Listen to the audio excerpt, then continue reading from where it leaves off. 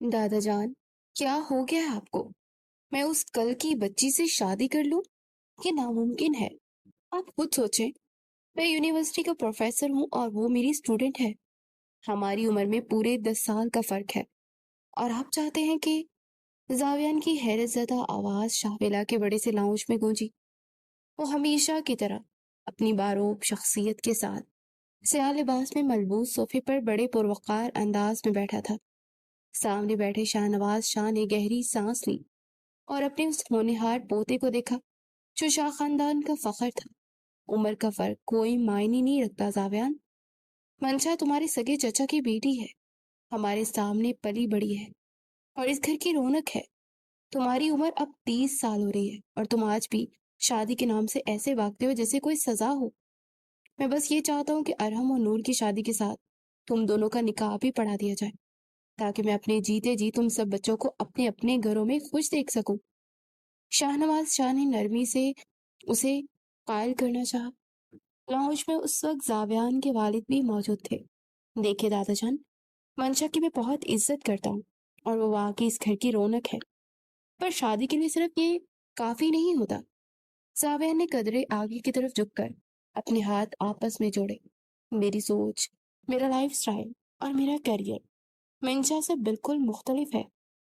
वो भी अपनी पढ़ाई कर रही है और हद से ज्यादा नॉन सीरियस है। उसे तो ये भी नहीं पता होता कि उसकी अगली क्लास किस वक्त है। मुझे अपनी जिंदगी में कोई ऐसी लाइफ पार्टनर चाहिए जो मेरे साथ ज़हनी तौर पर मैच कर सके, जो जिंदगी के नशेबो फराज को समझे और अपनी रेपुटेशन नहीं डाउन करनी मुझे। जावेन ने अपनी बात मुकम्मल की तो पास बैठे अदनान से रहा ना गया।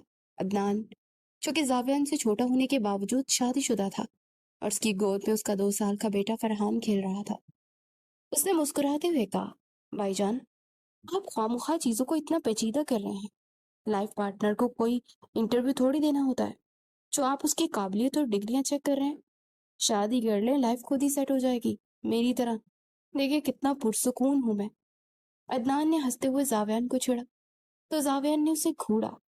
तुम्हारी इस पुरसुकून लाइफ का अंदाजा मुझे तुम्हारी आंखों के नीचे पड़े हलकों और सुबह सुबह बच्चों के फीडर धोने से बखूबी हो रहा है। अदनान, तुम्हारी छोटी उम्र में घर और बच्चों की जिम्मेदारियों में उलझने का शौक है मुझे।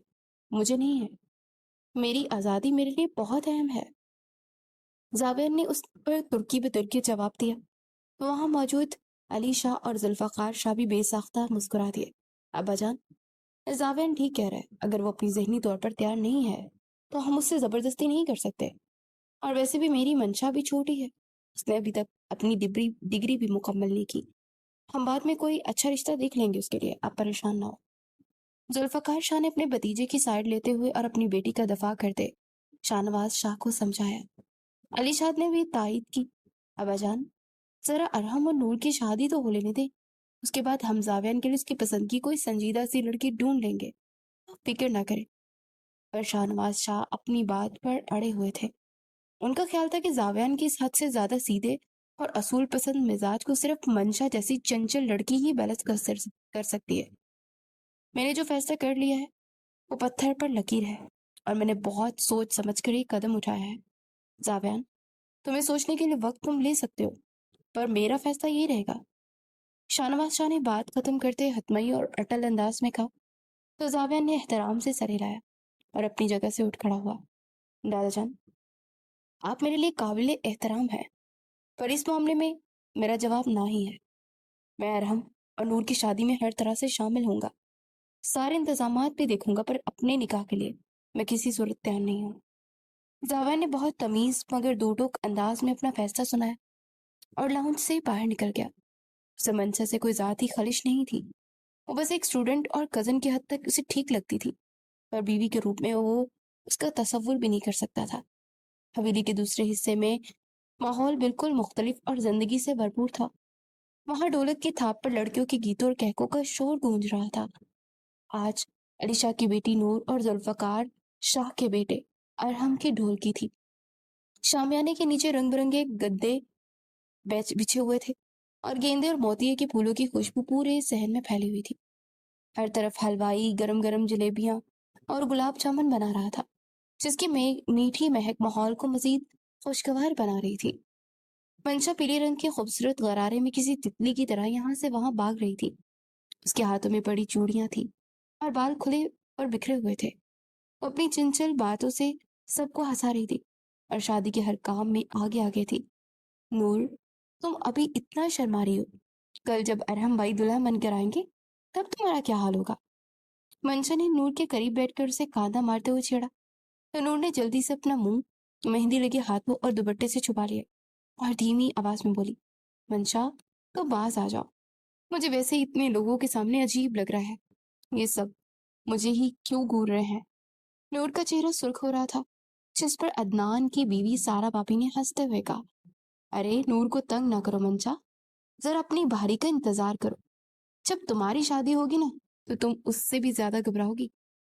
सारा भाभी ने मुस्कुराते हुए कहा तो मंशा ने फखरिया अंदाज में सर झटका और अपनी चूड़ियां खटकाई।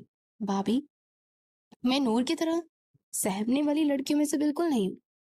मेरा दूल्हा तो वो होगा जो मेरे इशारों पर चलेगा और मेरी हर बात मानेगा। मैंने किसी से डरकर नहीं बैठना, बल्कि मैं तो ऐसे रंग में उसे रंग रंग लूंगी। मंशा ने बड़े मान से कहा तो सब लड़कियां हंस पड़ी। उसी दौरान अरहम, जो कब से दूर खड़ा नूर को देखने की कोशिश कर रहा था, वो हिम्मत करके लड़कियों के बीच आ गया। यार मंशा, तुम मेरी होने वाली दुल्हन को सुकून से क्यों नहीं बैठने दे रही? इसे पानी तो पिलाओ, सुबह से बेचारी भूखी प्यासी बैठी है। अरहम ने मुस्कुराते हुए नूर को देखा, जो उसे देखकर मजीद समट गई थी।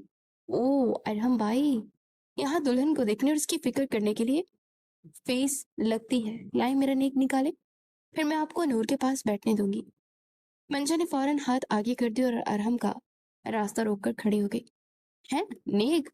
तुम्हारा बस चले तो पता नहीं कौन कौन सी रस्में बनाकर मुझे लूट लो। ये लो, अब मेरी जान छोड़ो।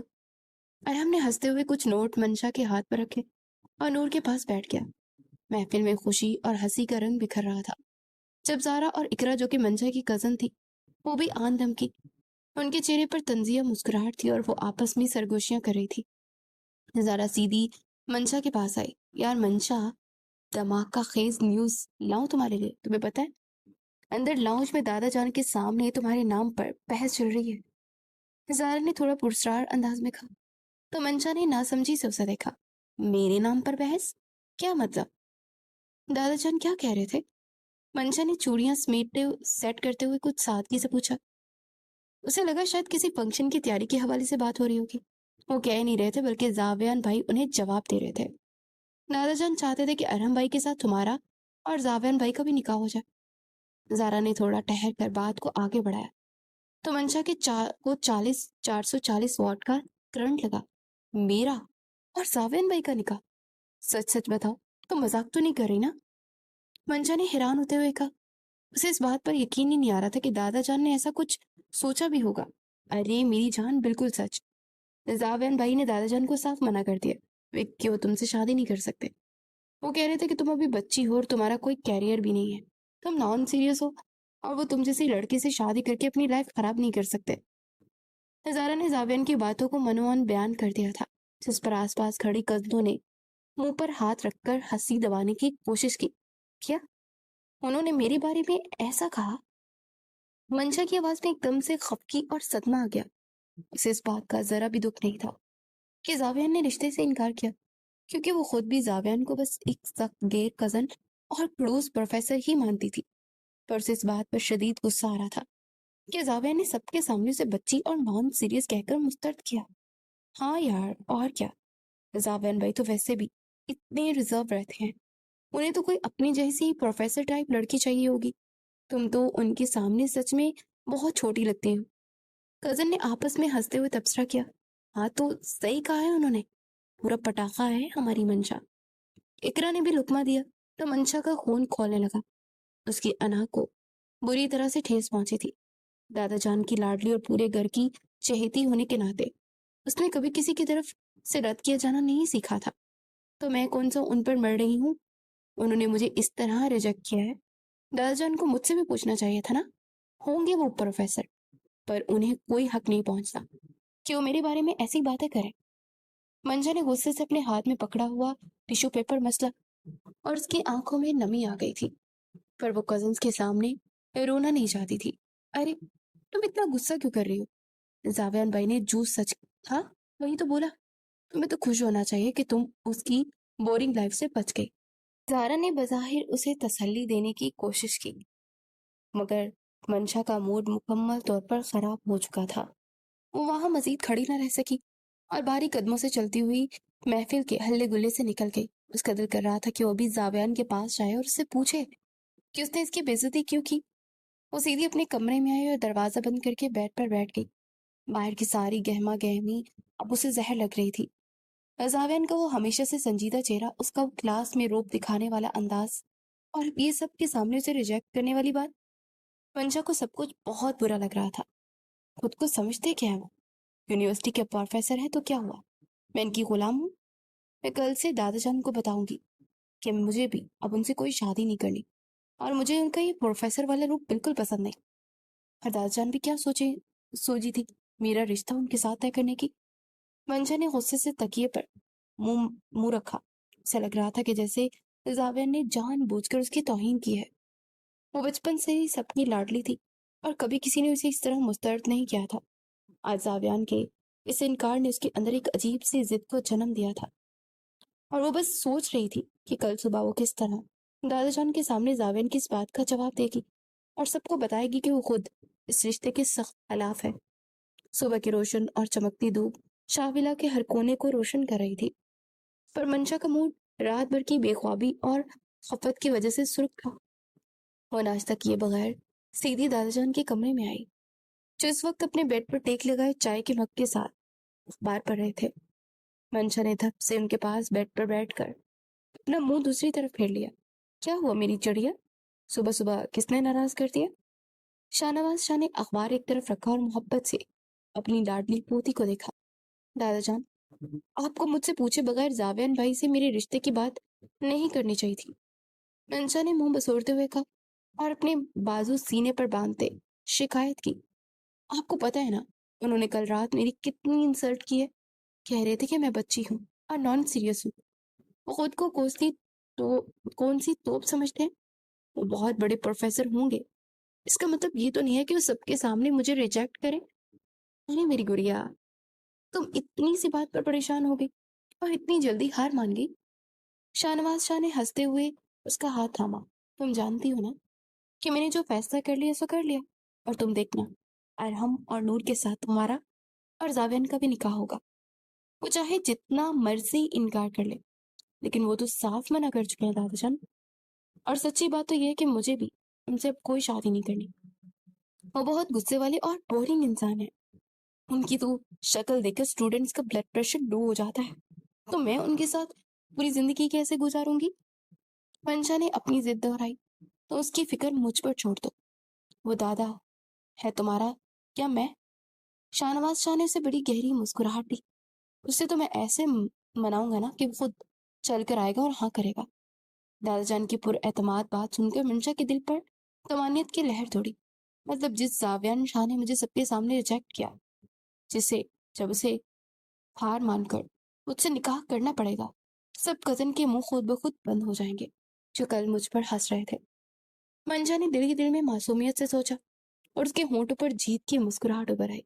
अब उसे इस निकाह से कोई एतराज नहीं था, क्योंकि ये अपनी खोई हुई इज्जत और मान वापस पाने का और जावियन की अनक को तोड़ने का सबसे बेहतरीन तरीका था। उसी शाम हवेली में उस वक्त अचानक कहराम मच गया, जब लाउंज में चाय पीते शाहनवाज शाह ने एकदम अपना दायां हाथ अपने सीने पर रखा और चाय का कप उसके हाथ से छूटकर कलीन पर गिर गया। वो तकलीफ से कराहते हुए सोफे पर गिर पड़ी। अब्बाजान, क्या हुआ आपको? अली शाह और जुल्फकार शाह घबरा कर उनकी जानिब आ गए। अदनान भी अपना फोन सोफे पर फेंक कर जल्दी से उनके पास आया। मेरे सीने में ना बहुत तेज दर्द हो रहा है, सांस नहीं आ रही मुझे। मुझे हस्पताल ले चलो। दादाजान ने हाँफते हुए और आंखें बंद करते हुए अदाकारी की। वो शानदार और हकीकत पसंदाना जौहर दिखाने की पूरी घर में किसी को भी उनकी इस अचानक बीमारी पर जरा बराबर शक ना हो सका। हवेली की औरतें भी घबरा कर लाउंज में आ गई।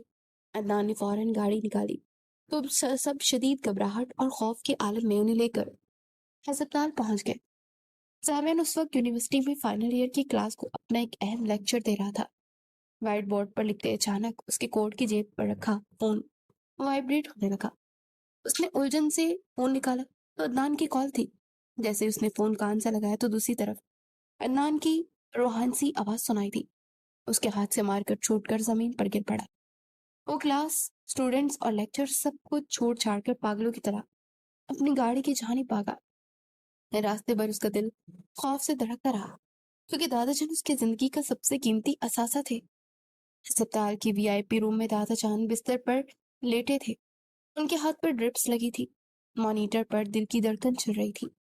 ساویان تیز قدموں سے کمرے کا دروازہ کھول کر اندر داخل ہوا اور سیدھا ان کے بیڈ کے پاس ان کے ہاتھ اپنے دونوں ہاتھوں میں لے کر تھام لیے۔ اس کی سانسیں پھول رہی تھی، ماتھے پر پسینہ تھا اور آنکھوں میں خوف نمایاں تھا۔ دادا جان، کیسے ہیں آپ؟ یہ اچانک کیسے ہو گیا آپ کو؟ میں نے آپ کو کتنی بار کہا ہے کہ اپنی دوائیاں وقت پر لیا کریں اور ٹینشن مت لیا کریں۔ زاویان کی آواز میں اپنے دادا کے لیے شدید محبت اور فکر جھلک رہی تھی۔ وہ اس وقت یونیورسٹی کا کوئی سخت کیئر پروفیسر نہیں، بلکہ ایک ڈرا ہوا اور پریشان پوتا لگ رہا تھا۔ بس بیٹا، عمر کا تقاضا ہے، سانسوں کا کیوں بھروسہ، کب رک جائے اور انسان مٹی میں مل جائے۔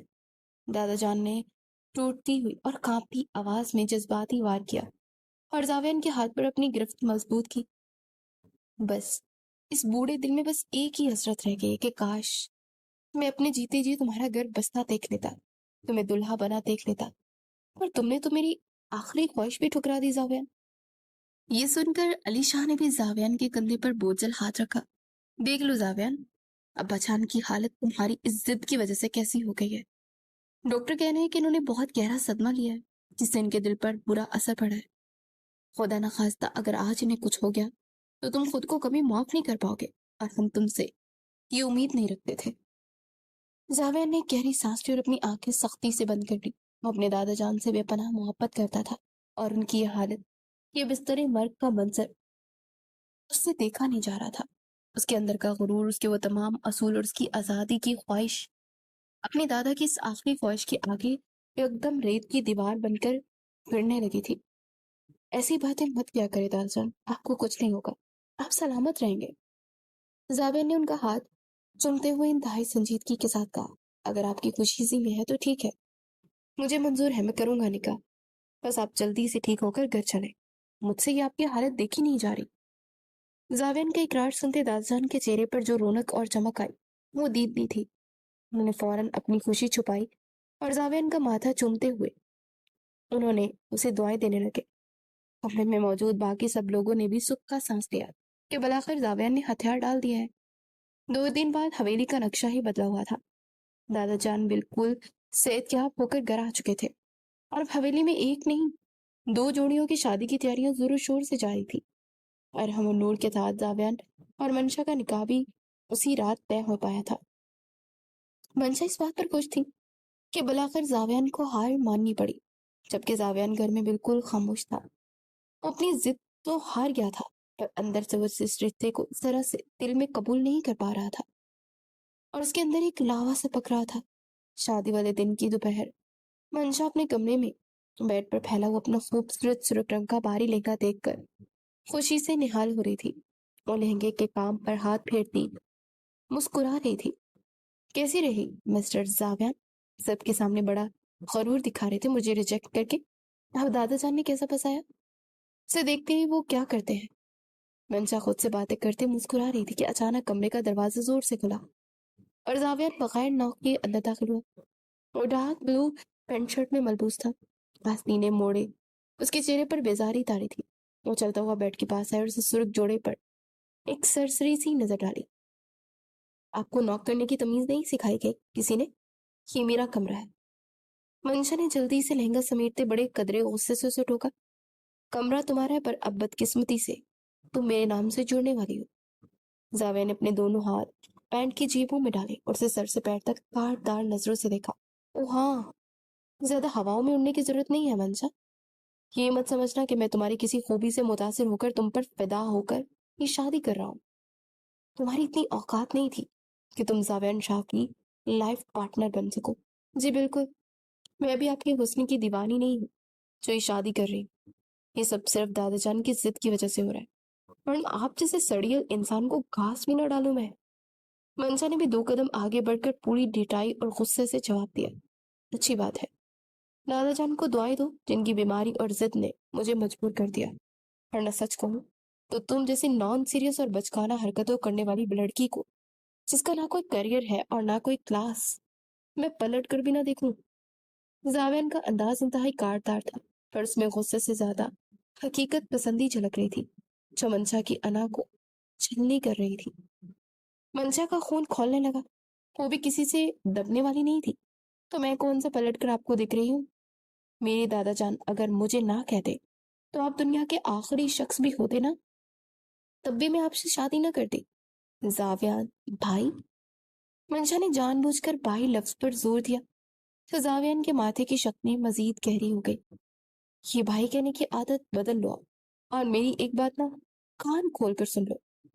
जावियान ने एक कदम आगे बढ़ाया। यूनिवर्सिटी के किसी को बिल्कुल कानो कान खबर नहीं होनी चाहिए कि हमारी शादी हो रही है। मैं वहां एक मेरी एक इज्जत है, एक रेपुटेशन है, और मैं नहीं चाहता कि मेरी कॉलीग्स या मेरे स्टूडेंट्स को पता चले कि मेरी क्लास की सबसे नालायक स्टूडेंट अब मेरी बीवी है। सावन की इस कड़ी शर्त ने तो जैसे मंशा को अंदर तक जलाकर रख दिया था। उसे इस बात की तवक्का नहीं थी कि वो शादी के बाद भी उसे बात छुपाने का कहेगा, जैसे वो कोई शर्मिंदगी का बायस हो। रेपुटेशन तो मेरी भी खराब होगी जनाब। मेरी दोस्तें मुझ पर हंसेंगी कि मेरी शादी आप जैसे बूढ़े इंसान से हुई। इससे भला मैं क्यों किसी को बताने लगी? मंशा ने सख्त गुस्से से अपना दुपट्टा मुट्ठी में भींचते हुए कहा, गुड, यही तुम्हारे हक में बेहतर है। और याद रखना, कल से क्लास में तुम मेरी बीवी नहीं, सिर्फ मेरी स्टूडेंट हो। वहां अगर तुमने ओवर स्मार्ट बनने की कोशिश की ना, तो मैं तुम्हारी सारी रायत खत्म कर दूंगा, और फिर मुझसे बुरा कोई नहीं होगा।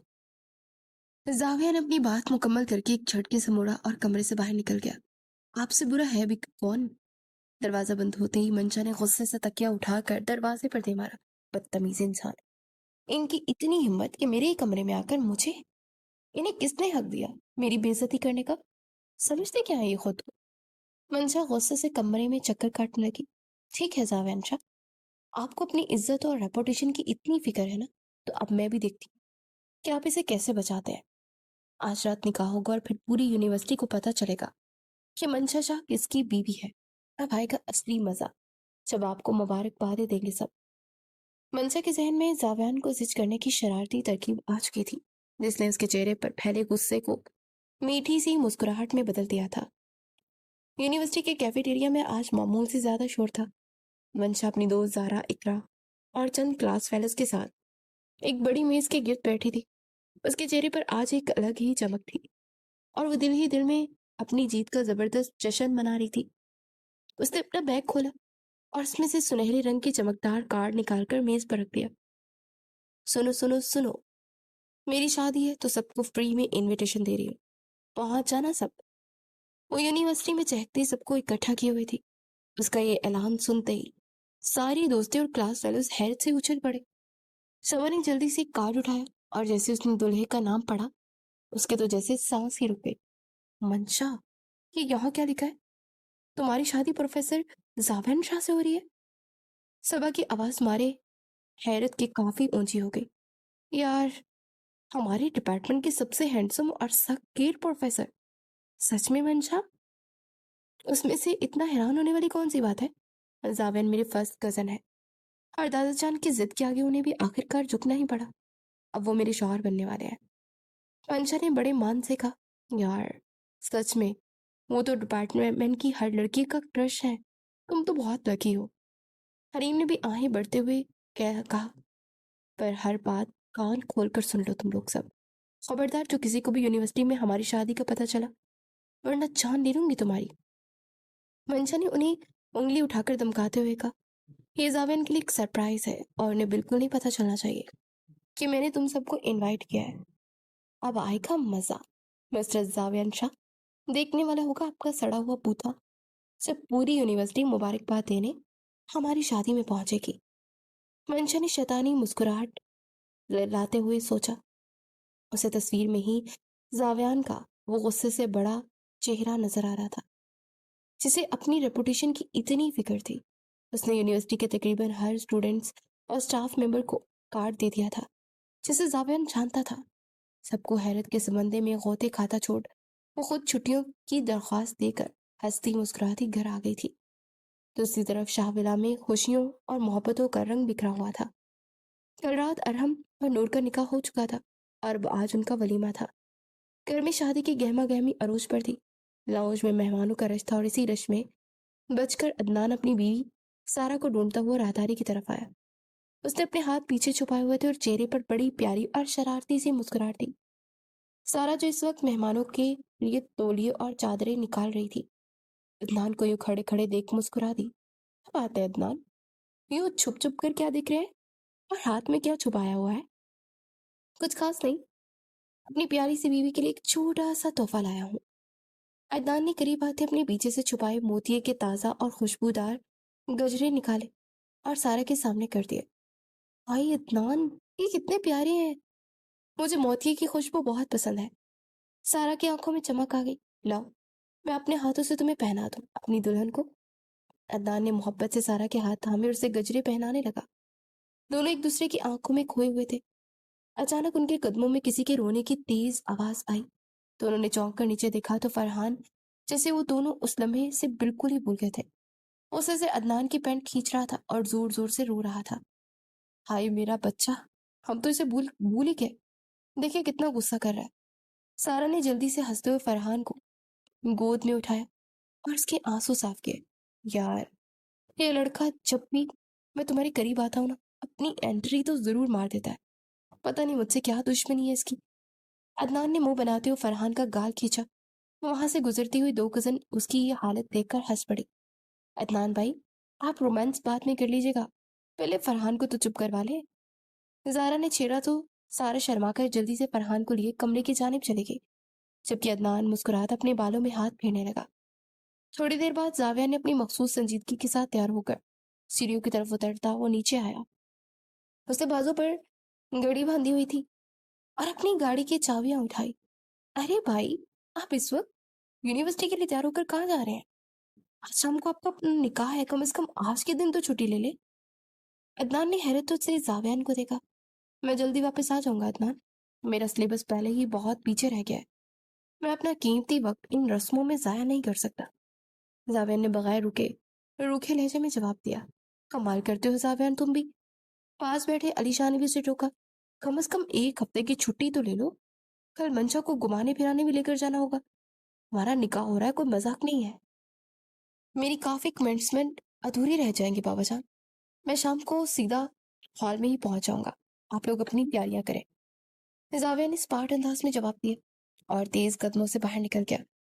وہ منشا سے کسی بھی قسم کی کوئی امید نہیں جوڑ پا رہا تھا، وہ بس ایک فرض ادا کر رہا تھا جس کی حامی وہ بڑھ چکا تھا۔ رات کا وقت تھا اور شہر کا سب سے مہنگا اور عالیشان میرج ہال روشنیوں سے جگمگا رہا تھا۔ آج ارحم اور نور کا ولیمہ تھا اور ساتھ ہی زاویہ اور منشا کا نکاح بھی ہونا تھا۔ ہال کو سفید موتی اور سرخ گلابوں سے سجایا گیا تھا۔ مہمانوں کی چہل پہل اور گہما گہمی عروج پر تھی۔ نور اپنے ولیمے کے بھاری سلور اور گرے رنگ کے میکسی میں کسی شہزادی سے کم نہیں لگ رہی تھی، پر وہ اس وقت ہال کے ایک سائڈ کوریڈور میں کھڑی پریشان سی اپنی کزن کو ڈھونڈ رہی تھی۔ اچانک ارحم نے پیچھے سے آ کر اس کا راستہ روک لیا۔ ارحم، مجھے جانے دے، کوئی دیکھ لے گا تو کیا کہے گا، ہال میں اتنے مہمان ہیں۔ نور نے اپنا ہاتھ چھڑانے کی کوشش کی اور ارحم نے اسے مسکراتے ہوئے نرمی سے دیوار کے ساتھ لگا دیا۔ دیکھنے تو جو دیکھتا ہے، اب تو تم کا قانونی طور پر میری بیوی بن چکی ہو اور کوئی بھی تم پر حق نہیں رکھتا۔ تمہیں پتہ ہے میں نے اس دن کا کتنا انتظار کیا، بچپن سے تم اپنی دلہن کے روپ میں دیکھنے کے خواب سجائے تھے، جو آج تم نے اپنے ان قاتلانہ حسن سے میری جان لے لی ہے۔ ارحم نے محبت بھرے اور گہرے لہجے میں کہا تو نور کا چہرہ شرم سے ٹماٹر کی طرح سرخ ہو گیا۔ اس کی دھڑکنیں ارحم کے اتنے قریب ہونے پر بے قابو ہو رہی تھی۔ وہ جلدی سے مسکرا کر وہاں سے بھاگ نکلی۔ دوسری طرف منشا نے اپنے نکاح کے لیے انتہائی خوبصورت اور روایتی سرخ رنگ کا لہنگا پہنا ہوا تھا۔ اس کے ماتھے پر سجا جھومر اور ہاتھوں میں مہندی اس کے حسن کو چار چاند لگا رہی تھی۔ قاضی صاحب نے نکاح کے کلمات ادا کرنا شروع کیے۔ منشا کا دل زور زور سے دھڑک رہا تھا، پر اس نے دادا جان کی طرف دیکھ کر بڑی پیاری سی مسکراہٹ کے ساتھ 3 بار قبول ہے کہا۔ مردوں کے حصے میں زاویہ نے بڑی سنجیدگی کے ساتھ کلمات دہرائے اور رجسٹر پر دستخط کر دیے۔ اسے ابھی بھی یقین نہیں آ رہا تھا کہ اس چنچل لڑکی کے ساتھ عمر بھر کے رشتے میں بن چکا ہے۔ نکاح کے بعد دونوں جوڑیوں کا ہال کے بیچوں بیچ بنے ایک بڑے اور شاندار سٹیج پر بٹھایا گیا۔ سب ایک سے بڑھ کر ایک لگ رہے تھے اور پورے ہال کی نظروں کا مرکز بنے ہوئے تھے۔ ایک طرف صوفے پر ارحم اور نور بیٹھے تھے۔ ارحم نے کیمرے کی نظروں سے بچ کر چپکے سے نور کا ہاتھ اپنے ہاتھ میں تھاما ہوا تھا اور اسے مسلسل محبت بھری نظروں سے دیکھ کر شرما رہا تھا۔ ان دونوں کے درمیان میٹھی سی محبت بھری فضا قائم تھی، تو دوسری طرف صوفے کا منظر بالکل ہی مختلف تھا۔ زاویان کالی شیروانی میں ملبوس سیدھا تن کر بیٹھا تھا۔ اس کے ماتھے پر شکنی تھی اور چہرے پر ایسی سنجیدگی تھی جیسے وہ کسی شادی میں نہیں بلکہ کسی میٹنگ میں آیا ہو، جبکہ اس کے بالکل ساتھ بیٹھی منشا انتہائی خوشگوار موڈ میں تھی۔ وہ بار بار اپنی دوستوں کو دیکھ کر ہاتھ ہلا رہی تھی، کیمرے کی طرف دیکھ کر پوز بنا رہی تھی اور مسلسل چہک رہی تھی۔ دیکھو تھوڑا تو مسکراؤ، لوگوں کو لگ رہا ہوگا کہ میں نے تم پر کوئی احسان کیا ہے جو تم اتنی خوش ہو رہی ہو۔ زاویہ نے دانت پیستے ہوئے کہا، کیمرے کی طرف دیکھتے ہوئے دھیمی آواز میں منشا کو ٹوکا۔ احسان تو دادا جان نے کیا ہے آپ پر، روز مجھ جیسی خوبصورت دلہن کو آپ خواب میں بھی نہیں سوچ سکتے، اور میں تو خوش ہوں۔ آپ کو مسئلہ ہے تو آپ جا کر کسی اور صوفے پہ بیٹھ جائیں۔ منشا نے بھی اسی دھیمی آواز میں اپنی مسکراہٹ برقرار رکھتے چوٹ کی۔ زاویہ نے اسے ایسی نظروں سے گورا کہ منشا ایک پل کو سہم گئی، پر پھر اس نے جلدی سے نظریں پھیر لی۔ اچانک زاویہ کی نگاہ میں انٹرنس پر پڑی تو اس کے ماتھے کی شکنیں مزید گہری ہوگی۔ اس کی نگاہوں میں ایک دم سے حیرت اور پھر شدید غصے کے تاثرات ابھر آئے۔ ہال کے دروازے پر یونیورسٹی کا وہ سارا سٹاف، کلاس کے اسٹوڈنٹس اور یہاں تک کہ ڈپارٹمنٹ کے ہیڈ بھی اندر داخل ہو رہے تھے۔ وہ سب خوش گپوں میں مصروف تھے اور ان کے ہاتھوں میں پھولوں کے گلدستے تھے۔ یہ سب اندر کیسے آ رہے؟ زاون کو لگا جیسے وہ کوئی خواب دیکھ رہا۔ اس نے جلدی سے مڑ کر منشا کو دیکھا، جو اس سارے وقت میں بہت معصومیت سے اپنا دوپٹہ سیٹ کرنے کی ناٹک کر رہی تھی اور اس کے چہرے کی وہ خوشی سب کچھ بیان کر رہی تھی۔ زاون کا خون کھولنے لگا۔ وہ بغیر کوئی بات کیے ایک جھٹکے سے اپنی جگہ سے اٹھا اور تیزی سے اسٹیج سے نیچے اتر گیا۔ اس کی آنکھوں میں وہ غصہ تھا جو کسی بھی وقت پھٹ سکتا تھا۔ وہ سیدھا ہال کے مین گیٹ پر کھڑے سیکیورٹی گارڈ کے پاس پہنچا۔ ان سب کو اندر آنے نہیں دے گا۔ کیا تم لوگوں نے مہمانوں کو لسٹ نہیں دیکھی تھی؟ جاوید نے اپنے غصے کو بمشکل کنٹرول کرتے گارڈ سے پوچھا۔ سر یہ سب انوائٹڈ ہے، گارڈ نے ڈرتے ہوئے جلدی جواب دیا اور اپنی جیب سے سرخ رنگ کا کارڈ نکال کر زاویہ کے سامنے کر دیا۔ ان سب کے پاس انویٹیشن کارڈز ہیں اور یہ انویٹیشن میم منشا کی طرف سے دیا گیا ہے۔ انہوں نے ہمیں خاص ہدایت کی تھی کہ یونیورسٹی سے آنے والے مہمانوں کو روکا نہ جائے۔ زاویہ نے وہ کارڈ گارڈ کے ہاتھ سے چھینا اور اس پر اپنا اور منشا کا نام لکھا دیکھ کر اس کے ہاتھ کی رگیں تن گئی۔ اس کی وہ ریپوٹیشن جسے وہ سب سے زیادہ عزیز رکھتا تھا، منشا نے ایک ہی پل میں سب کے سامنے تماشا بنا دیا تھا۔ تمہیں منع کیا تھا نا میں نے، اور تم نے بالکل اس کا الٹ کیا۔ اب تمہیں آئے گا مزہ مسٹر زاویہ شاہ کی بیوی بننے کا۔ زاویہ کے اندر ایک خطرناک آواز گونجی۔ اس نے ہال کے بیچ میں کھڑے ہو کر اسٹیج کی طرف دیکھا جہاں منشا اپنی دوستوں کے ساتھ کھڑی بہت خوشی سے تصویریں بنوا رہی تھی۔ زاویہ نے اسے ایسی کھا جانے والی نظریں اور غضبناک نظروں سے گورا کہ دور کھڑی منشا نے بھی اس کی وہ تپش محسوس کر لی۔ منشا نے ڈرتے ڈرتے اس کی طرف دیکھا تو زاویہ کا چہرہ غصے سے سرخ ہو گیا، پر اس سے پہلے کہ منشا کچھ سمجھ پاتی، زاویہ نے ایک جھٹکے سے مڑا اور ہال کے دروازے سے باہر غائب ہو گیا۔ اس کے ذہن میں منشا کو سبق سکھانے کا ایک انتہائی سخت اور ارادہ بن چکا تھا۔ وہ سیدھا ہال کے اس وی آئی پی لاؤنج میں آیا جہاں دادا جان علی شاہ اور ذوالفقار شاہ بیٹھے خاص مہمانوں کے ساتھ کچھ گپیوں میں مصروف تھے۔ زاویہ کا چہرہ غصے سے تپا ہوا تھا اور اس کے چہرے کی رگیں تن چکی تھی، اور اس نے خود پر بمشکل قابو پاتے دادا جان کے بالکل سامنے کھڑے ہو کر ایک ایسا بم پھوڑا جس نے لمحوں میں وہاں موجود سب بڑوں کے ہوش اڑا دیے۔ مجھے رخصتی چاہیے ابھی اور اسی وقت، چاہے زاویہ کی بات پاٹدار حتمی انداز میں تینوں بڑوں کے گفتگو کو وہی بریک لگا دی۔ کیا کہہ رہے ہو زاویہ؟ بیٹا ایسے ایسے کیسے رخصتی ہو سکتی ہے؟ یہ تو صرف نکاح طے ہوا تھا۔ رخصتی تو ہم بعد میں کچھ عرصہ بعد آرام سے کرنی تھی نا، جب منشا کے پیپر ختم ہو جاتے۔ علی شاہ نے اپنی جگہ سے کھڑے ہوتے ہوئے حیرت سے اپنے بیٹے کو دیکھا۔ انہیں زاویہ کی اس اچانک اور بلا جواز جلد بازی پر کچھ سمجھ نہیں آ رہا تھا۔ مجھے پیپرز یا مہینوں کا کچھ نہیں پتا بابا جان، نکاح ہو گیا ہے، وہ لڑکی اب شرعی اور قانونی طور پر میری بیوی ہے۔ اور مجھے میری بیوی اور آج ابھی اپنے ساتھ چاہیے۔ زاویہ نے اپنے لہجے کی سختی کو برقرار رکھتے ہوئے کہا۔ اس کی گہری آنکھوں میں وہ ضد اور جنون تھا جسے دیکھ کر ذوالفقار شاہ بھی پریشان ہو گئے۔ بیٹا، منشا کی ماں نے ابھی بچی کا سامان تک تیار نہیں کیا، اس کے کپڑے اور اس کی پیکنگ کچھ بھی تو نہیں ہوا۔ ہم اپنی بچی کو ایسے اچانک خالی ہاتھ کیسے بھیج دیں؟ خاندان والے اور مہمان کیا کہیں گے کہ یہ کیسی رخصتی ہے؟ ذوالفقار شاہ نے التجائیہ انداز میں سے سمجھانا چاہا۔ سامان آ جائے گا چاچا جان، اور مہمان آپ کا مسئلہ ہے۔ مجھے جہیز یا سامان کا کوئی لالچ نہیں، مجھے صرف منشا چاہیے، اور میں اسے لیے بغیر یہاں سے کسی صورت نہیں جاؤں گا۔ یہ میرا آخری فیصلہ ہے۔ زاویہ نے دو ٹوک انداز میں اپنی ضد دہرائی اور اپنی دونوں ہاتھ سینے پر باندھ لیے۔ دادا جان جو اب تک خاموشی سے یہ سارا تماشا دیکھ رہے تھے، ان کے چہرے پر ایک گہری معنی خیز مسکراہٹ پھیل گئی۔ وہ تو ویسے ہی ان دونوں کو ایک کرنے کے لیے بےتاب تھے، اور آج زاویہ کا یہ حق جتانا، اس کا یہ غصہ انہیں بے حد پسند آیا تھا۔ ارے تو اس میں پریشان ہونے کی کیا بات ہے ذوالفقار؟ میرا شیر پتر اپنی دلہن مانگ رہا ہے تو خوشی خوشی دے دو رخصتی، نکاح تو ویسے بھی ہو گیا، اب بیوی اس کی چپ چاپ جانے دو۔ اور رہی بات لوگوں کی، تو لوگوں تو کو میں خود سنبھال لوں گا، تم جاؤ اپنی بیٹی کی تیاری کرو۔ دادا نے فوراً اپنی چھڑی سے زمین پر ڈالتے ہوئے زاویہ کی مکمل حمایت کی، جبکہ گھر کے سب سے بڑے نہ یہ فیصلہ سنا دیا تو باقی سب کے پاس بھی ہتھیار ڈالنے کے علاوہ کوئی چارہ نہیں تھا۔ اور دوسری طرف برائڈل روم میں جیسے ہی رخصتی کے لیے دھماکہ خیز خبر پہنچی، منشا کے پیروں تلے سے زمین نکل گئی، اس کے چہرے کا رنگ اڑ گیا۔ وہ لہنگا سنبھالتی فوراً کمرے میں چکر کاٹنے لگی۔ نہیں، مجھے رخصتی نہیں کرنی، یہ کیا مذاق ہو رہا ہے میرے ساتھ؟ میں ابھی ان کے ساتھ ہرگز نہیں جاؤں گی۔ منشا خوف اور گھبراہٹ سے سسکیاں لیتے ہوئے رونے لگی۔ اسے اب اچھی طرح سے اندازہ ہو گیا تھا کہ زاویہ نے یونیورسٹی کے لوگوں کو دیکھ لیا تھا، اور اس کا وہ غصہ، وہ تنی ہوئی رگیں اب اسے نافرمانی کی کڑی سزا دینے والی تھی۔ بھابھی، آپ کو نہیں پتا، وہ مجھے مار ڈالیں گے، میں ان کی بات نہیں مانی، بہت غصے میں ہوں گے۔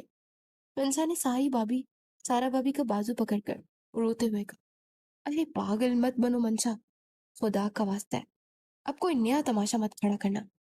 دادا جان نے ویسے بھی ہاں کر دی ہے، اور زاویہ باہر گاڑی نکال کر تمہارا انتظار کر رہا ہے۔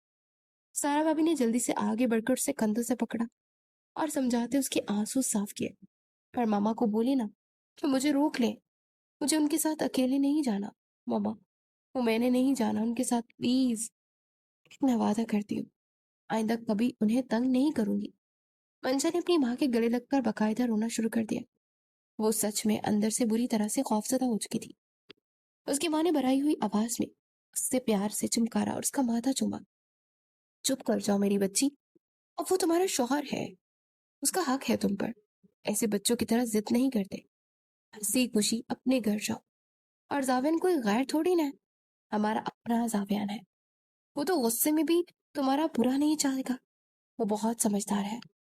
زاویان نے اندر آ کر خود اپنی دلہن کو لے جانے سے اور ڈرامائی قسم کی تصویریں بنانے سے صاف انکار کر دیا تھا۔ اس نے عدنان کے ذریعے سارا بھابھی کو اپنا دو ٹوک پیغام بھیجا تھا، اسے شال اڑا کر باہر میری گاڑی میں لے کر بٹھا دے۔ سارا بھابھی نے جلدی سے منشا کو سر پر ایک بھاری سرخ رنگ کی شال اڑائی، اسے سہارا دیا اور روتی کانپتی منشا کو سنبھالتے باہر پارکنگ کی طرف لے آئی۔ سب سے مل کر جب وہ پلٹی تو زاویان کالے رنگ کی چمکتی ہوئی گاڑی کی بونٹ سے ٹیک لگائے کھڑا تھا۔ اس کا چہرہ پارکنگ کی ہلکی روشنی میں بھی بڑا غضبناک لگ رہا تھا۔ سارا نے منشا کو گاڑی کی پچھلی سیٹ پر بجائے زاویان کے کہنے کے مطابق فرنٹ سیٹ پر بٹھایا اور دروازہ بند کر دیا۔ زاویان نے بغیر کوئی بات کہے ڈرائیونگ سیٹ سنبھالی اور اگلا پچھلا سب کچھ دیکھے بغیر ایک زوردار آواز کے ساتھ گاڑی تیزی سے روڈ پر ڈال دی۔ گاڑی کی سپیڈ اتنی تیز تھی کہ منشا کا دل اچھل کر حلق میں آ گیا۔ ایسا لگ رہا تھا جیسے آج اس کی زندگی کی آخری رات ہے۔ منشا نے گھبراہٹ کے شدید احساس سے اپنے چہرے سے گھونگھٹ پیچھے ہٹا لیا اور شیشے کی طرف منہ کر کے لمبی لمبی سانسیں لینے لگی۔ چہرہ ڈانپو اپنا۔ زاویان کی سرد آواز کمرے کے پرسکون اور خاموش ماحول میں کسی بم کی طرح گونجی۔ اس نے منشا کی طرف ایک نظر بھی دیکھے بغیر اسٹیئرنگ وہیل کو اتنی سختی سے پکڑ رکھا تھا کہ اس کے ہاتھوں کی رگیں ابری ہوئی تھی اور اس کی تیز نظریں سیدھی سڑک پر تھی۔ منشا نے ڈرتے ڈرتے اپنا دوپٹہ تھوڑا سا چہرے پر گرایا۔ اس کی آنکھوں سے مسلسل آنسو بہ رہے تھے اور اسے سہمے ہوئے انداز میں بمشکل وہ اپنی آواز نکال پائی، آپ مجھے کہاں لے کر جا رہے ہیں؟ مجھے نہیں جانا آپ کے ساتھ، مجھے واپس جانا ہے۔ مما پلیز، مما کے پاس پلیز، گاڑی موڑ دے پلیز، میں آپ سے کوئی بات نہیں کرنا چاہتی۔ ساون نے ایک دم سے بریک اتنی زور سے پاؤں پر رکھا کہ گاڑی کے ٹائروں نے سڑک پر رگڑ کھاتے ہوئے ایک تیز آواز پیدا کی اور گاڑی ایک زوردار جھٹکے کے ساتھ سڑک کنارے رکی۔ منشا اچھل کر ڈش بورڈ سے ٹکراتے بچی اور اس کی ایک ہلکی سی چیخ نکل گئی۔ زاویہ نے آہستہ سے اپنی گردن موڑی اور پہلی بار مکمل طور پر منشا کو دیکھا۔ اس کی گہری سی آنکھوں میں غصہ اور ایک عجیب سی شرارت کی آمیزش تھی، جسے دیکھ کر منشا کی جان قبض ہو گئی۔ مما پاس جانا ہے؟ بھیجتا ہوں تمہیں، ابھی تمہیں مما بنا کر تمہاری مما کے پاس بھیجوں گا میں۔ زاویہ نے اپنی دانت چبا کر بے حد زمینی انداز میں کہا تو منشا کی آنکھیں پھٹی کی پھٹی رہ گئی۔ اسے اپنے کانوں پر بالکل یقین نہیں آ رہا تھا کہ یہ خشک انسان اور اصولوں والا پروفیسر ایسی بے باک اور ہوش اڑا دینے والی بات بھی کر سکتا ہے۔ کیا ہو گیا پروفیسر آپ کو؟ آپ کا دماغ تو ٹھیک ہے؟ میں بھی بہت چھوٹی ہوں، میں نے اپنا کریئر بنانا ہے، ماما بن گئی تو امتحان کیسے دوں گی؟ منشا نے اپنی معصومیت اور شدید گھبراہٹ میں بات کہہ دی تھی، جس پر زاوین کا غصہ ایک پل کے لیے کسی اور ہی شدت پسند جذبے میں بدل گیا۔ زاوین نے آہستگی سے اپنی سیٹ بیلٹ کھولی اور تھوڑا سا منشا کی طرف جھکا تو اس کا مضبوط بازو منشا کی سیٹ کی پشت پر تھا اور وہ اس کے اتنے قریب آ چکا تھا کہ اس کی مہنگی اور مردانہ پرفیوم کی خوشبو منشا کے حواسوں پر بری طرح سے چھانے لگی تھی۔ منشا نے سہم کر خود کو سیٹ اور دروازے کے بیچ سکیڑنے کی کوشش کی، پر زاوین کا حصار بہت مضبوط اور شکرا دینے والا تھا۔ تمہارے سارے امتحان آج رات ہوں گے منشا، میری باہوں میں۔ زاوین نے اپنی آواز کو انتہائی رومانٹک بناتے سرگوشی کی۔ اس کی نظریں منشا کے کانپتے ہوئے گلابی ہونٹوں اور اس کے خوفزدہ مگر انتہائی دلکش چہرے پر ٹھہری ہوئی تھی۔ وہ آج اسے اتنی قریب سے دیکھ رہا تھا اور اس کمسن دلکش چہرے کو دیکھ کر تو جیسے اس کی نظریں ہی اس پر سے نہیں ہٹ رہی تھی۔ منشا کا سانس سینے میں بری طرح سے اٹک گیا تھا اور وہ دھڑکنوں نے جیسے کوئی طوفان برپا کر دیا تھا۔ اس نے حیرت اور ڈر سے زاوین کو دیکھا، جب ایک بہت ہی قاتلانہ اور معنی خیز مسکراہٹ کے ساتھ اسے گھور رہا تھا۔ اور جب میں اپنی شدتیں برساؤں گا نا میری جان، تو دیکھنا تمہاری پرفارمنس کیسی رہتی ہے، اس حساب سے پھر میں تمہیں گریڈ دوں گا۔ اب ذرا تیاری کر لو اپنی فائنل ایگزام کی۔ زاوین کے اس سیدھی وار پر دل پر کرنے والی دھمکی نے منشا کے کانوں میں باقاعدہ دھواں نکلوا دیا تھا۔ اس کا چہرہ شرم حیا سے ٹماٹر کی طرح سرخ ہو گیا اور وہ بالکل دروازے کے ساتھ چپک کر رہ گئی۔ دیکھیں، آپ سمجھ نہیں رہے، میں ایگزامز دینے کے معاملے میں بہت بری طرح فیل ہو جاؤں گی۔ منشا جیسے حواس باختہ ہو کر من منائی، جس پر زاوین نے زوردار کہکا لگایا اور بولا، ارے فکر ہی مت کرو، پاس کرنے کے لیے ہم بیٹھے ہیں نا تمہارے پروفیسر۔ اس کے بعد زاوین کی اس بے باک بات کا کوئی جواب نہیں تھا۔ وہ جس پروفیسر کو بس ایک کھڑوس، غصے والا اور سرگیل انسان سمجھ رہی تھی، جو صرف کتابوں سے پیار کرتا تھا، وہ تو اندر سے بے حد رومانٹک شوہر نکلا، جس نے ایک ہی پل میں منشا کے سارے ہوش حواس اڑا دیے تھے۔ زاوین نے اس کی ہر سہمی ہوئی اور شرم سے لال ہوئی حالت دیکھ کر ایک دلکش مسکراہٹ کے ساتھ گاڑی دوبارہ سٹارٹ کی اور فارم ہاؤس کی جانب بڑھ گیا، جبکہ منشا دل ہی دل میں لڑ رہی تھی۔ شہر کے شور و گل اور ہنگاموں سے میلوں دور زاوین کا فارم ہاؤس رات کی تاریکی میں ایک پرسرار سی خاموشی اوڑے ہوئے تھا۔ چاروں طرف پھیلے گھنے درختوں کے سائے اور راتوں کے خنکی ماحول کو مزید سحر انگیز بنا رہی تھی۔ زاوین نے ایک زوردار بریک کے ساتھ گاڑی پورچ میں روکی اور انجن بند کر دیا۔ اس نے ایک نظر منشا کی طرف دیکھا، گاڑی کا دروازہ کھولا اور باہر نکل گیا۔ منشا کا دل فل سپیڈ سے تھک تھک کر رہا تھا۔ اس نے اپنا بھاری سرخ لہنگا سمیٹا اور ڈرتے ہوئے گاڑی سے باہر نکل آئی۔ زاوین لمبے اور روبدار قدم اٹھاتا فارم ہاؤس کے مین ڈور کی جانب بڑھایا اور منشا سہمے ہوئے چھوٹے چھوٹے قدم سے اس کے پیچھے چل رہی تھی۔ اسے زاوین کی پرسرار خاموشی اس کی ڈانٹ اور غصے سے بھی زیادہ خطرناک لگ رہی تھی۔ اسے رہ رہ کر احساس ہو رہا تھا کہ اس نے ایک سوئے ہوئے شیر کو چھیڑ کر کتنی بڑی غلطی کی ہے۔ فارم ہاؤس کا اندرونی حصہ انتہائی شاندار اور پرتعیش تھا، پر منشا کو یہ سب دیکھنے کی ذرا بھی فرصت نہیں تھی۔ زاوین سیدھا بیڈ روم میں داخل ہوا اور جیسے ہی منشا ڈرتے ڈرتے اندر آئی، زاوین نے ایک جھٹکے سے دروازہ بند کر کے لاک کر دیا۔ دروازے کی اس کلک کی آواز نے منشا کے حواسوں کو باقاعدہ ہتھوڑے کا کام کیا تھا۔ وہ وہیں فرش کے ساتھ لگ کر کھڑی ہو گئی. اس کی نظریں فرش پر جمی تھی اور وہ سانسیں بری طرح سے بے ترتیب ہو رہی تھی. زاویہ نے اپنی گھڑی اتار کر سائڈ ٹیبل پر رکھی، اپنی کالر کا بٹن کھولا اور آہستگی سے پلٹ کر منشا کو دیکھا. اس کی گہری سی آنکھوں میں ایک ایسی تپش، ایک ایسا جنون تھا جو کسی کو بھی جلا کر راکھ کر سکتا تھا. میں نے تمہیں سختی سے منع کیا تھا. زاویہ نے اپنی قدم آہستہ آہستہ منشا کی طرف بڑھاتے چبھے ہوئے لہجے میں بات شروع کی. میں نے کہا تھا کہ یونیورسٹی کو کسی کو بھی ہماری شادی کی بٹک تک نہیں پڑنی چاہیے، پر تم نے میری بات کو ہوا میں اڑاتے سب کو انویٹیشن دے دیا. تمہاری اتنی جرت کیسے ہوئی کہ تم نے زاویہ شاہ کو سریعام تماشا بنایا؟ تم جانتی ہو کہ تم نے کیا کیا ہے؟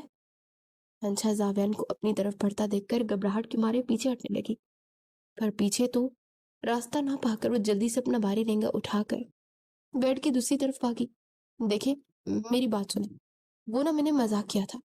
مجھے کیا پتا تھا وہ سب اتنے ویلے ہیں کہ سچ میں اٹھ کر آ جائیں گے. آپ پلیز مجھ پر غصہ نہ کریں، مجھے تو خود انہیں دیکھ کر بہت حیرت ہوئی تھی.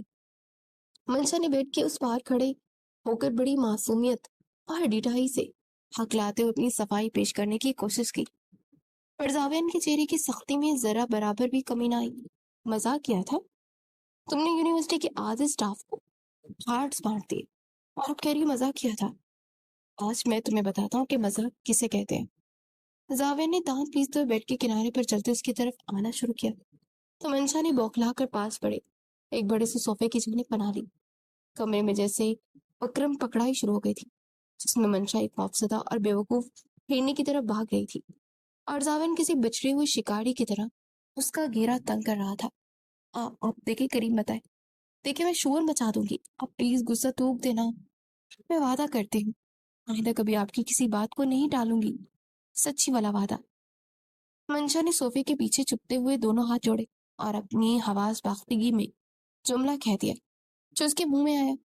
مجھے جانے دے پروفیسر، آپ کو آپ کے بچوں کا واسطہ. اس بے تکی اور معصومانہ بات نے زاویہ کے قدم وہیں روک دیے. زاویہ کی آنکھوں کا وہ شدید غصہ ایک پل میں جیسے ہوا ہو گیا اور اس کی جگہ ایک ہمار الوت مسکراہٹ نے لے لی. اس نے اپنے دونوں ہاتھ سینے پر باندھے اور ایک بنو اچکا کر منشا کو دیکھا جو کہ ابھی تک صوفے کے پیچھے دبکی کھڑی تھی. کون سے بچے؟ زاویہ نے اپنی آواز کو بے حد مدہوش کی تن اور زمینی انداز میں کہا، ابھی آنے دو میری جان، تمہیں تو کچھ زیادہ ہی نہیں جلدی. یہ سنتے منشا کے گال شرم سے خفت سے دہک اٹھے اور کانوں تک سرخ ہو گئے. اسے اپنی بے وقوفی پر شدید رونا آ رہا تھا کہ وہ ڈر کے مارے کیا اول فول بک رہی ہے. زاویہ نے پرسکون انداز میں اپنی بلیک شیروانی کے بٹن کھولنے شروع کیے. جیسے اس نے اپنی باری شیروانی اتار کر کرسی پر پھینکی، منشا کی تو جیسے جان ہی نکل گئی. اس کے منہ پر ایک ہلکی سی چیخ نکلی اور وہ گھبرا کر صوفے کے پیچھے سے نکل کر دوبارہ دروازے کی جانب بھاگنے لگی. پر اس سے پہلے کہ وہ دروازے کا ہینڈل تک پہنچتی، زاویہ نے چیتے جیسی پھرتی سے آگے بڑھ کر اس کی نازک کمر میں اپنا مضبوط ہاتھ ڈالا اور ایک ہی جھٹکے میں اسے کھینچ کر اپنے چوڑے سینے کے ساتھ لگا لیا. منشا کا دل اتنی زور سے دھڑک رہا تھا کہ زاویہ کو اپنے سینے پر اس کی بھاری دھڑکنیں صاف محسوس ہو رہی تھی. وہ زاویہ کی اس مضبوط اور اس کے آہنی حصار میں مکمل طور پر قید ہو چکی تھی. اس کے ہاتھ زاویہ کے سینے پر تھے اور اسے خود سے دور دھکیلنے کی ناکام کوشش کر رہی تھی. زاویہ کا چہرہ اس کے چہرے کے بالکل قریب تھا. اس کی گرم سانسیں منشا کے رخساروں کو چھو رہی تھی. تم بہت زیادہ ضدی اور نافرمان ہو چکی ہو منشا. زاویہ نے سرگوشی کے انداز میں اس کی چمکتی ہوئی آنکھوں میں ڈوبتے ہوئے کہا، پر کوئی بات نہیں، میرے پاس تم جیسی ضدی اور باغی لڑکی کو سدھارنے کا بہت ہی بہترین طریقہ موجود ہے. میں تمہیں بہت اچھے طریقے سے سدھار لوں گا. مجھے نہیں سدھرنا پروفیسر، مجھے چھوڑیں، منشا نے روحانسی آواز میں کہہ کر زاویہ کی گرفت کو مزید مضبوط کر دیا تھا. زاویہ نے منشا کے ماتھے پر بکھری لٹ کو اپنی انگلیوں کی پوروں سے پیچھے کیا تو منشا کے پورے وجود میں سنسناہٹ توڑ گئی. وہ جس زاویہ شاہ کو خود سے بہت افضل اور کھڑوس سمجھتی تھی، وہ اس وقت منشا کو کمسن اور دلکش حسن کے سحر میں مکمل طور پر گم ہو چکا تھا. زاویہ کو غصہ منشا کی اس جھکی ہوئی کانپتی پلکوں، سرخ دہکتے چہرے پر کانپتی ہونٹوں کے آگے بالکل پگھل گیا تھا. نکاح کے وقت اس نادان سی لڑکی کو کمسن حسن نے اسے پل بھر میں اپنا دیوانہ بنا دیا تھا۔ اس نے اپنی ساری شدتوں کے ساتھ منشا کو اپنی محبت کے رنگ میں رنگ لیا تھا۔ وہ رات محض ایک رات نہیں تھی، بلکہ دو بالکل متضاد مزاجوں کے ایک ہونے کا بے حد دلکش اور مدہوش کن سفر تھا۔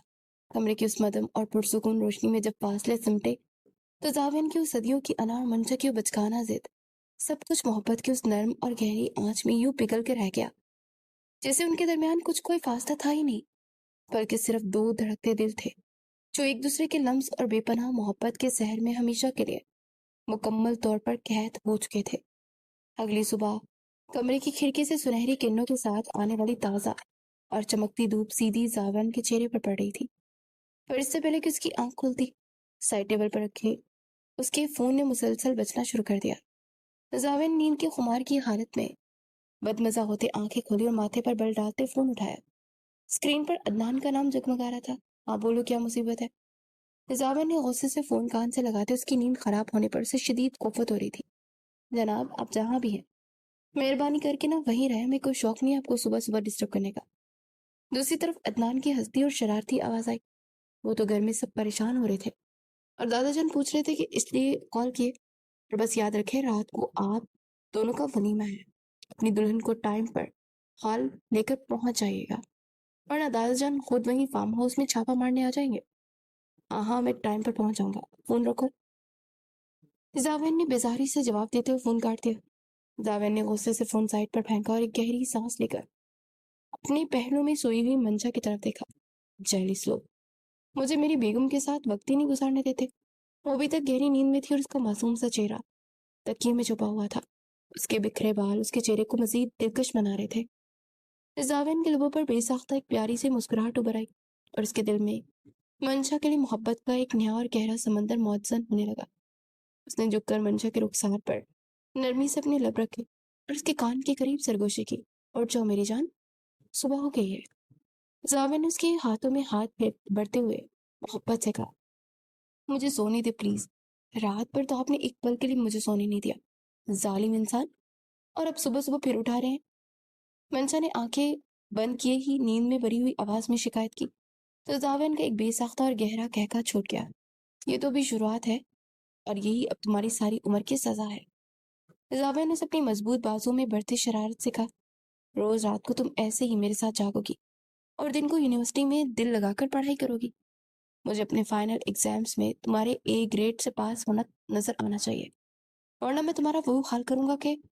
منشا نے جھنجھلا کر آنکھیں کھولی اور زاوین کے چوڑے سین پر ہلکا سا مکہ مارا۔ آپ کا دماغ ہر وقت پڑھائی اور ایگزام میں کیوں لگا رہتا ہے؟ میری شادی ہوئی ہے آپ سے، کوئی یونیورسٹی میں داخلہ تھوڑی کیا ہے آپ نے۔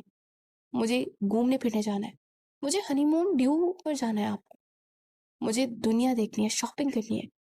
منشا نے اپنا حق جتانے والے انداز میں منہ بسورا اور ایک دم سے اٹھ کر بیٹھ گئی۔ زاوین نے مسکراتے اس کے غصے سے بھرے ہوئے کیوٹ چہرے کو دیکھا اور اس کی ناک کی پور کو محبت سے کھینچا۔ پہلے اپنے پیپر دے لو اور ان میں پاس ہو کر دکھاؤ، پھر سوچیں گے گھومنے پھرنے کا۔ ابھی تمہارا فوکس صرف کتابوں پر ہونا چاہیے۔ زاوین نے ایک بار پھر سے پروفیسر والے روپ جھاڑنے کی کوشش کی، پر منشا پر اب اس کے چھوٹے روپ پر بالکل اثر نہیں کر رہا تھا۔ وہ بالکل نہیں ڈری تھی۔ اچھا تو پھر ٹھیک ہے، میں بھی کل یونیورسٹی جا کر اپنی دوستوں کو بتا دوں گی کہ میرا پروفیسر کزن جتنا غصے والا نظر آتا ہے نا، اتنا ہے نہیں بالکل بھی۔ منشا نے اپنی بات ادھوری چھوڑ دی اور جیسے اسے اپنی بیوقوفی کا اندازہ ہوا، بہت اچھا، بولو نا۔ زاوین نے اس کے مزید قریب آتے دھیمی آواز میں سرگوشی کی، ویسے بتا دینا کیا یاد رکھو گی اس نافرمانی میں تمہیں بہت سخت سزا دوں گا جو تم سے برداشت نہیں ہوگی۔ کیسی سزا؟ منشا نے ناسمجھی اور تھوڑا سا گھبراہٹ کے ساتھ پوچھا۔ اس کی دھڑکنیں زاوین کے اتنے قریب ہونے پر تیز ہونے لگی تھی، کچھ ایسی۔ زاوین نے گہری اور سحر انگیز نظر اس کی آنکھوں میں ڈالی اور اس سے پہلے کہ منشا مزید کچھ بول پاتی، زاوین نے اس کے گلابی ہونٹوں پر اپنے لب رکھ دیے اور اسے محبت کی ان گہرائیوں میں لے گیا جہاں لفظوں کی ضرورت باقی نہیں رہتی اور صرف دھڑکنیں زباں بن جاتی ہیں۔